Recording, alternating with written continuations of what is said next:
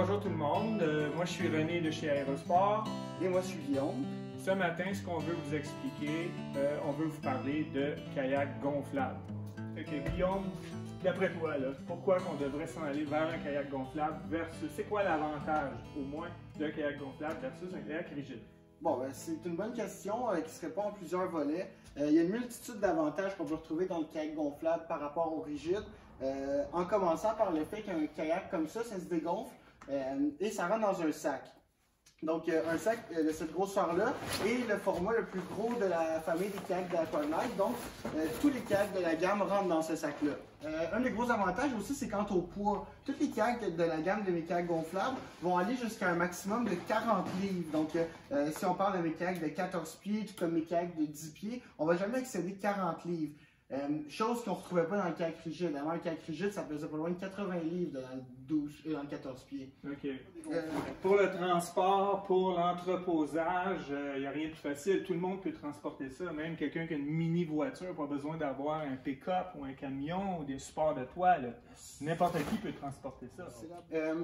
Un autre des gros avantages du kayak gonflable, c'est de savoir que dans un même achat, on va pouvoir retrouver parfois des kayaks simples, mais aussi des kayaks tandem. Je ne sais pas si on les voit, les kayaks tandem. La beauté du tandem, c'est que dans le gonflable, ce kayak-là qui est à deux places peut facilement se transformer et devenir un kayak une place. Donc,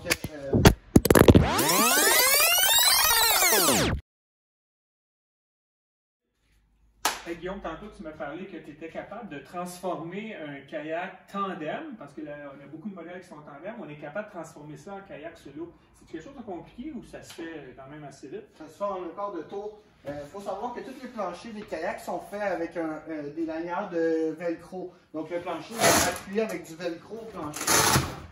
Puis tout ce qu'on a à faire, c'est qu'on a quatre petits œillets par la suite à défaire, puis on part avec notre banc. Donc ce banc-là, on le met dans la remise, puis on part avec un kayak solo éventuellement. Fait que là, ce que tu as à faire, tu prends ton banc qui était double, tu fais tout simplement le mettre dans le centre comme ça, et puis là, on attache ça, puis ça devient un kayak solo. C'est ça qui est fantastique. Exactement, okay. C'est aussi simple que ça. Ces trucs-là ici, ben ça, c'est les cale-pieds. Fait qu'ils sont tous ajustables également. Fait que si on est grand, si on est petit, on peut transformer notre kayak. OK. Là, ici, on a plusieurs modèles. Je vois qu'ils sont faits différemment. Explique-nous donc les différences de construction, parce qu'il y a différents types de construction dans le kayak rigide, dans le kayak gonflable. Fait que, explique-nous donc ça vite fait. On a deux familles de kayaks gonflables. On va avoir la famille du PVC et la famille du Cordura, comme j'ai au mur juste ici. Le PVC, si je me souviens bien, c'est le matériel fait pareil comme les bateaux Zodiac que tout le monde connaît. Hein, exactement. Donc, okay. PVC, il y a Zodiac, donc très robuste. Nos planches gonflables aussi, les paddleboards, sont faites en PVC d'ailleurs. Okay. Donc, c'est un matériel qui est très résistant, puis qui permet d'avoir une bonne pression aussi dans le kayak. Ça veut dire qu'on peut mettre plus de pression dans un kayak en PVC qu'un kayak en Cordura. Oui, ok, la pression, donc, ça veut dire que mon kayak il va être plus rigide. Qu'est-ce que ça fait un kayak qui est plus rigide finalement? Ben, un kayak plus rigide, c'est sûr qu'on va augmenter la performance de l'embarcation. On va avoir une meilleure glisse, on va avoir un sentiment de rigidité, un peu plus comme un kayak rigide si on veut. Donc, dans un kayak gonflable, on veut avoir les propriétés du kayak qu'on connaît. Donc, c'est ce qu'on va retrouver le mieux dans le kayak en PVC. Ok. Mais pourquoi le monde s'en irait vers un kayak en Cordura? Pourquoi on fabrique des kayaks en Cordura si on sait que ça, c'est plus rigide et tout ça, il y a des avantages? Je pense que oui, c'est vrai que c'est moins cher, le Cordura est moins cher, mais ça s'adresse à des gens qui ne veulent pas nécessairement payer le gros prix pour faire seulement de la petite randonnée en kayak. Okay? Si on parle juste de kayak d'agrément, kayak de petite randonnée, kayak de plaisance, on va s'en aller dans le Cordura. C'est des kayaks qui sont très, très sécuritaires, sauf que, tu l'as dit, la pression est moindre, et étant moindre, bien, on a un peu moins de performance. Exactement. Fait que là, dans le kayak de PVC, pourquoi c'est si rigide? Comment ils font pour que ça soit si rigide? Il y a la pression, mais il y a sûrement quelque chose de plus. Oui, absolument. Donc, ce qu'il y a de plus dans le kayak en PVC, c'est un plancher en drop stitch. Le drop stitch? Drop stitch, c'est quoi ça? On parle d'un procédé de fabrication. C'est la façon dont tous les planches gonflables et les planchers de kayak en PVC sont faites. Donc on voit qu'il y a des fibres qui retiennent les deux parois, celle du haut et du bas, pour faire un plancher qui va rester parallèle, bien que la pression soit très forte à l'intérieur. Fait que si on n'avait pas ces petits fils-là, ce que je comprends, on mettrait de la pression dedans, mais au lieu d'avoir quelque chose de plat, un vrai plancher rigide, on aurait comme un ballon. C'est pour ça qu'on a tous ces milliers de petits fils-là. Exactement. OK, c'est pour ça qu'on peut mettre de la pression. C'est pour ça que ça ressemble à un plancher de kayak rigide. Voilà. OK, mais ça coûte plus cher, c'est sûr, mais ça augmente de beaucoup la performance du kayak. C'est sûr. Fait que là, Guillaume, ce que je comprends, c'est qu'un kayak comme ça en PVC, c'est solide. Parce que souvent, les gens craignent ça, avoir quelque chose, un kayak gonflable, dire, ben, est-ce que c'est dangereux d'aller sur l'eau, ça va-tu dégonfler? C'est-tu sécuritaire, un kayak comme ça? Oui, ça a été prouvé. Aquarelle a engagé une équipe d'eau vive pour descendre la rivière du Colorado. Donc, les kayaks ont été mis à rude épreuve et ont fait la run avec un A+. Là. Okay. Donc, c'est des kayaks qui ont été prévus pour la descente de rivière, tout comme la balade en mer, tout comme l'expédition sur des petits lacs ou encore une escapade en famille dans un lac privé, par exemple. C'est des kayaks qui sont prêts à tout usage. Fait que là, ça veut dire que pourquoi c'est sécuritaire, c'est que même s'il arrivait un accident grave, on frappe quelque chose, on a une chambre à air qui dégonfle. Chaque kayak, peu importe le modèle, même le modèle de base, va toujours avoir 3 chambres à air, soit le plancher et les deux côtés. Advenant un accident, un côté, soit une des 3 chambres qui dégonfle, c'est très rare. Le kayak reste sécuritaire parce qu'on a toujours les autres chambres à air qui vont être là. Et c'est des kayaks qui sont facilement réparables également. Fait que c'est des embarcations qui vont durer plusieurs années. Une fois qu'on a choisi le type de kayak en fonction de notre besoin, il y a sûrement des modèles différents. Oui. Ici, sur mon mur, on peut réaliser que j'ai 3 modèles de kayak bien différents. Ils sont très similaires, mais ont tous leur utilité bien à eux. Tout d'abord, ici, j'ai mon kayak qui est designé pour aller faire de l'expédition, donc mon kayak de touring ici, le Cheran. Ça veut dire que le kayak de ce qu'on appelle expédition, c'est un peu le kayak de randonnée qui peut convenir à tout le monde. Là, exactement. Okay. Du plus capricieux au support lombaire et fessier, jusqu'à celui qui cherche à avoir le rendu de rapidité le plus haut. Ce kayak-là est votre père, oui. Fait que ça, un kayak comme ça, on peut faire une petite balade d'1 heure ou 2, mais on peut aussi partir, si on prend un modèle plus long, on peut partir en expédition avec notre équipement de camping, puis tout ça. Là. Absolument. Okay. D'ailleurs, ça m'apporte à dire que le kayak gonflable a une très grande capacité de charge. Il faut savoir qu'un kayak gonflable va être capable de supporter en moyenne 100 livres de plus que ce qu'on va retrouver dans la capacité de charge d'un kayak rigide. OK. Fait que aussi, sur l'eau, le comportement sur l'eau d'un kayak gonflable comme ça, c'est quoi par rapport à un kayak rigide? C'est-tu plus chavirant? C'est-tu plus stable?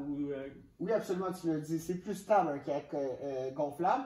Faut remarquer, bien entendu, qu'on a un fond plat avec un boudin de chaque côté. Donc la stabilité, une fois sur l'embarcation, est accrue. Si on parle de la glisse, le fait d'avoir un plancher en drop stitch va venir augmenter notre expérience de glisse pour que la friction soit meilleure. Donc, si on compare le kayak gonflable au kayak rigide, on peut dire que la glisse est très bonne et que quelqu'un qui ne fait pas du kayak rigide à tous les jours ne verrait pas la différence nécessairement. Fait que si on revient au modèle qu'on parlait tout à l'heure, là, ici on a un modèle type touring, randonnée. Quel autre type de modèle peut y avoir dans une gamme de modèles de kayak? On peut parler du kayak de rivière, comme mon petit que j'ai ici à côté, okay. Ou mon kayak designé pour le pêcheur de saumon, avec déjà des porte-cannes à pêche. Avec porte-cannes, tout le kit, on a même des glacières. On est équipé pour partir. Suffisamment. Je vois ici la photo du pêcheur qui est debout dans son embarcation. Ça veut dire qu'on a un kayak qui est stable, qui est assez rigide pour garder quelqu'un debout dessus. Absolument. Donc, tout est l'intérêt du plancher en drop stitch. OK. Si on parle d'un kayak de PVC, de là la différence entre le kayak en Cordura, où on est plus dans la randonnée, dans la plaisance. Assise. Assise. OK, parfait. OK. Ok, c'est parti. Fait que là, Guillaume, jusqu'à maintenant, on a appris bien les affaires, mais moi, j'aimerais ça savoir comment on fait ça pour gonfler ça, un kayak gonflable. Donc, pour gonfler les kayaks gonflables, c'est assez simple. On parle d'une pompe à air, tout simplement, qui s'adapte, la même adaptation que pour les planches à pagaie, les kayaks gonflables, les dinghies, les Zodiacs. C'est une embout qui est universelle, donc, pour les valves militaires, comme ça ici. Ça prend combien de temps à peu près? On parle de 5 à 10 minutes, dépendamment de la grandeur du modèle. Ok, 5 à 10 minutes. Ouais, c'est ça. Le petit kayak, moins long, long kayak, plus long. Exactement. Ok. Tu peux-tu nous donner une petite démonstration, voir à peu près comment ça marche? Absolument. Donc, tout ce que j'ai à faire, c'est de rentrer mon embout dans la valve ici. Puis, puisque ma pression est basse, je peux me mettre en double action comme ça. Puis, rapidement, on voit que la pression commence à devenir plus grande dans mon embarcation, là.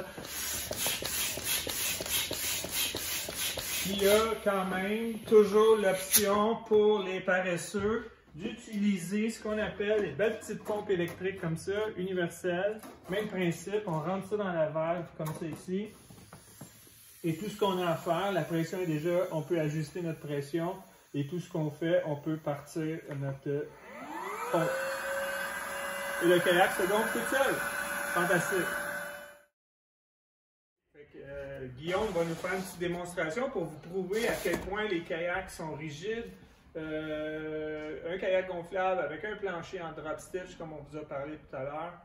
Guillaume embarque sur le kayak, ça va vous montrer à quel point les kayaks sont rigides. Tu vois, il est suspendu entre deux petits tréteaux comme ça. Fait que c'est aussi rigide qu'un kayak en plastique, finalement. Oui. Ben là, tu vas t'assommer. Fait que finalement, René, pour dégonfler l'embarcation, est-ce que c'est difficile ou on parle de quelque chose de simple? Non, il n'y a rien de plus simple, il n'y a rien à voir.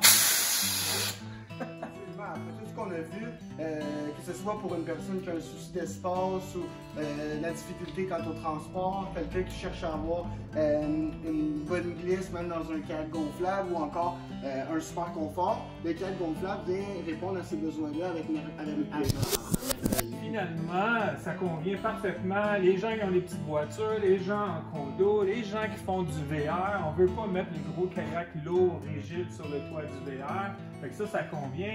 En camping, c'est bon pour faire de la rivière.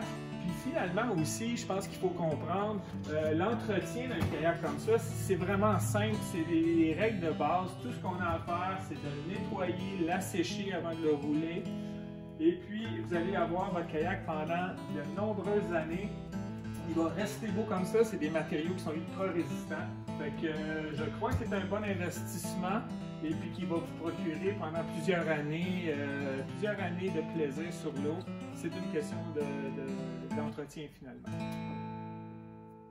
Je suis d'accord. T'as tout dit.